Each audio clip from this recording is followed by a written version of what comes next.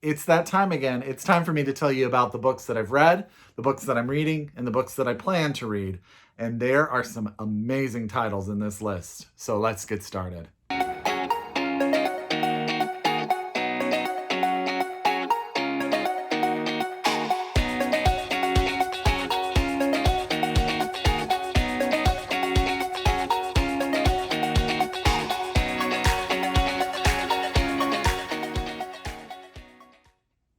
Hi everybody and welcome back to my channel. It's Russell with Ink and Paper Blog. How are you doing today? I hope you guys are doing very, very well.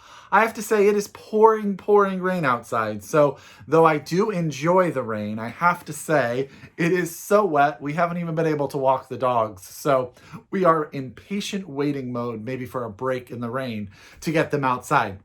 You guys may notice that I've done some rearranging of the books behind me. Now, Dan had said he would never put any more bookshelves up for me. I had too many books and I had to figure out what I was going to do. And then he built me 6 more shelves in another room. So he knew I just needed a little more space.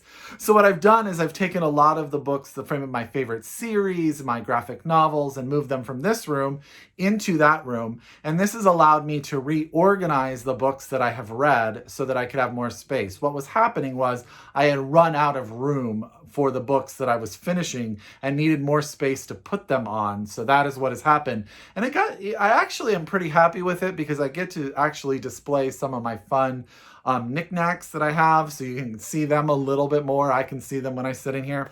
But I have a feeling that eventually in a few months' time, I will be back in the same position. So many books, so many books, so many books. But let's get started. Let's talk about some books. So as always, get out your pen, get out your paper, get out your Goodreads, because I have some amazing titles here for you today. And also, if you are so able, please order these from your independent bookstore and or have your library order them if that is how you get your books. So let's get started. The first book I'm going to tell you about is a book that I've read. Now, I will, of course, do a full read and reviewed on both of the books that I've currently read, but I just want to tell you about them because they're amazing and I want to get them on your radar now. This is Girls of Storm and Shadow by Natasha Ngan. This is book 2 in her YA fantasy series that started with Girls of Paper and Fire, which you know from last year I absolutely loved. If you are a fan of YA fantasy, this sort of has an Asian flair to it.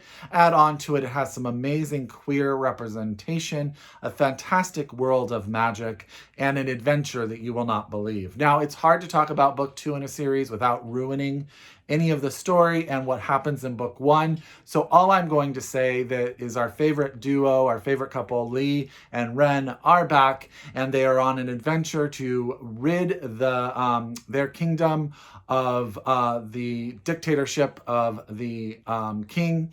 And they are on this adventure. We get to introduce a ton of new characters. I fell in love with some. It is a war. A war is going on. There's lots of battles. There's lots of really cool ideas and fun scenes. There's some sadness because not everybody, of course, makes it, which that's fine. Now, this is book 2. I always feel like book 2 in a series is a little bit, leaves you with such a significant cliffhanger to get you ready for book 3, which this book does, which made me sad, Natasha. I want to know what's going to happen. Please send me an early copy of book 3 so I can know. But I absolutely love this series. I highly recommend it. So this is Girls of Storm and Shadow by Natasha Ngan. If you haven't read Girls of Paper and Fire, I highly recommend getting on it. If you're looking for something for a YA reader in your life for Christmas, buy them both books, get them to them. I promise you they'll absolutely love them. Okay, total shift. Another book that I have just finished and I absolutely adored is All This Could Be Yours by Jami Attenberg. I actually got to see Jami in person at East Bay Booksellers in Oakland. If you are in Oakland, California, I highly recommend going to East Bay Booksellers. They are a lovely little independent bookstore. They are so great. And it was a small group of people, so Jami just sort of sat in the center of us and had a conversation about this book. I will do more in my read and reviewed, but I love the quote on the front. It says, "The poet laureate of difficult families. And that is exactly what this book is all about. This is the story really of a family where the patriarch has very start of the book goes into a coma, and his whole entire family, but most significantly his daughter, starts to investigate into what he was and who he was as a person. There is no doubt that he was not a very good person. And we get to learn about how him and his wife and their relationship and sort of her victimhood in the relationship, and also her complicity in what goes on, the children and who they become, their relationships.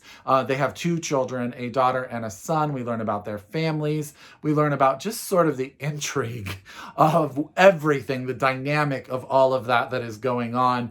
I literally read this book in, I think, 3 days. She is a phenomenal writer of people and dialogue and characters, and she just really drew me in. I started it minutes after I saw her, and yeah, I loved it. I absolutely loved it. And funny enough, I own all of Jami Attenberg's books, and this is the first one I've read. Isn't that strange? And it's her latest. So I'm going to be diving in because this was fan-freaking-tastic. Okay, so now we're going to move on to the 2 books that I'm currently reading.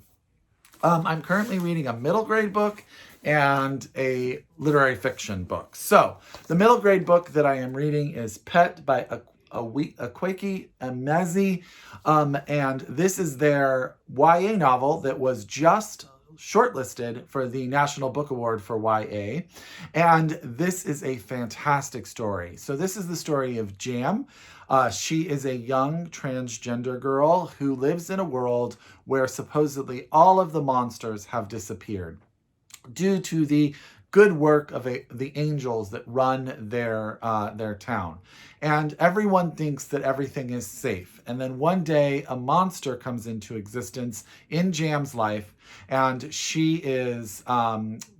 he convinces her that they need to hunt for another monster that is currently in the home of her best friend.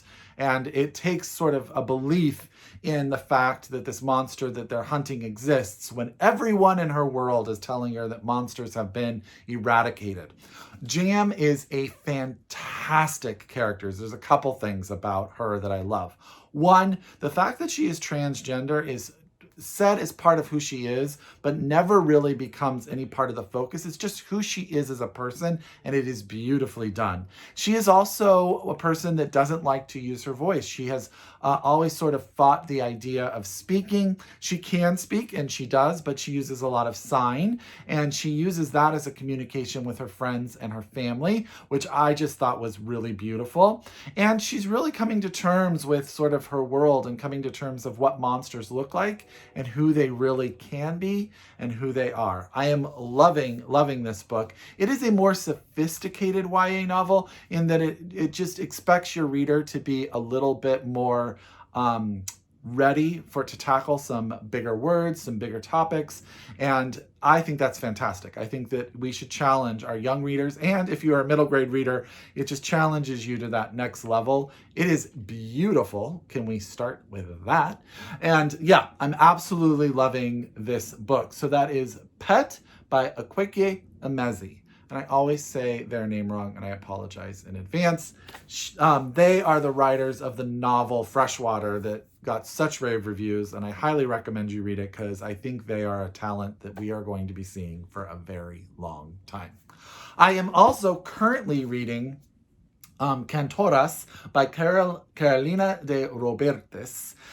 This is a book that is set in the country of Uruguay, and this is the story. It starts in, I think, 1977, and it's a story of 5 women, queer women, that come together one day in a beach that has no electricity, nothing, to sort of spend some time together just where they can be themselves. And they wind up creating a safe place for themselves at this location. Now, I've learned a lot about Uruguayan history from this book. Uruguay at the time was under a type of military dictatorship. These women had a lot to fear, not only for their queerness, but just for who they were and their sort of the dynamics of the world. You learn a lot about their history. It's kind of like a family saga when the family is one that makes itself. Does that make sense? I have a feeling if you really liked a book like Panchenko, that you would really like this book because you go through time with these women, their relationships with their family, their relationships with each other, and also their relationships as they learn who they are and come into sort of their own in their own sexuality. It is beautifully, beautifully written. It's a dense read, so it's got a lot of substance to it. And she is just a beautiful, beautiful writer. I will say I just finished a part that made me bawl my eyes out. So you have to be ready for that. But you guys know I like a sad book. And this book was just shortlisted for the Reading Women Award for fiction. So if you don't want my review of it and you don't trust me, trust my friends over at the Reading Women. I believe they have an interview with Carolina. Carolyn is my coworker. Carolina on their podcast that you can catch. But I highly, highly recommend Carolina de Robertis and her novel Cantoras, and it is lovely. And I'm almost done. I probably will finish it in the next day or so.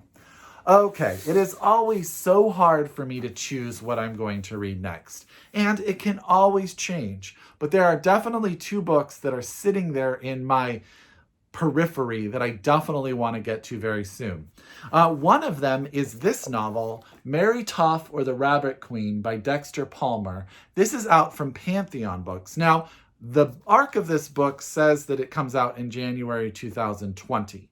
I have actually already seen it out in the bookstore. So I think it released earlier than the arc said it was going to release. So I think you guys can get your hands on this one as well. And it is one of the books longlisted for the tournament of books that goes on every year. So I am really, really excited about that. So Mary Toft, this book is set in the late or sort of the mid 1700s, I believe. And Mary Toft is a woman that confounded science by giving birth to rabbits. I don't think you need much more than that to want to read this book. I have had a number of people comment that they have heard of Mary Toft, that there are other books. I think Emma Donoghue may have done a book about Mary Toft. But this book and sort of the fictionalization of that experience, and it just says, on the back here, Surgeon John Howard is a rational man. His apprentice Zachary knows John is reluctant to believe anything that purports to exist outside the realm of logic. But even John cannot explain how or why Mary Toft, the wife of a local farmer, has managed to give birth to a dead rabbit. When this singular event becomes a regular occurrence, John realizes that nothing in his experience as a village physician has prepared him to deal with a situation as disturbing as this. I actually started this book already, so I absolutely know Dexter Palmer is a phenomenal writer. My friend Ann Kingman said that this book is excellent, so I'm super, super excited about it. And so this is out from Pantheon Books, and this is Mary Toft or the Rabbit Queen by Dexter Palmer. Okay. The last book that I'm going to tell you about is a book that does that whole family town saga thing that I love so much. The reason that I love Barbara Pym, the reason that I love books that sort of tell me a whole entire tale. And this one is out from Bloomsbury, and that is This Is Happiness by Niall Williams. And she was longlisted for the Man Booker Award for her novel, The History of Rain. And I said her, and it's a he. Just having a day, guys. It's been a week, and Thanksgiving is coming, and yeah, I'm tired. I apologize. And Niall, I'm really apologizing that I did that. So sorry. Niall Williams, This Is Happiness. This is my last book I'm going to tell you about. So this book comes, and let me just read it a little bit. So change is coming to Fa, a small Irish parish that hasn't changed in 100 years. For one thing, the rain is stopping. Nobody remembers when it started. Rain in Fa is a condition of living. But now, just as Father Coffee proclaims of the coming of electricity, the rain clouds are lifting. 17-year-old Noel Crow is idling in the unexpected sunshine when Christy makes his entrance to Fa, bringing secrets he needs to atone for. Though he can't explain it, Noel knows right then something has changed. So I love everything about that. Small Irish town, Irish country priest, young boy, secrets. So this is Happiness by Niall Williams, and this is out from Bloomsbury in December. I think it comes out December 3rd. Let me make sure that I got that date right real quick for you guys. Yes, comes out December 3rd, so you can get your hands on it before you know it. So this is Happiness, Niall Williams. So that is currently what I've read, what I am reading, and what I plan on reading, and that is all this pile right here for you guys. I hope you guys liked this video. As always, if you are a return subscriber, I could not do this without you. Please comment below. Let's have a conversation about any of these books you've read or any of them that strike your fancy. If you are a new subscriber to my channel, thank you so much. I really do appreciate it. As always, I encourage you to shop locally, read globally, and until next time, happy reading. Bye.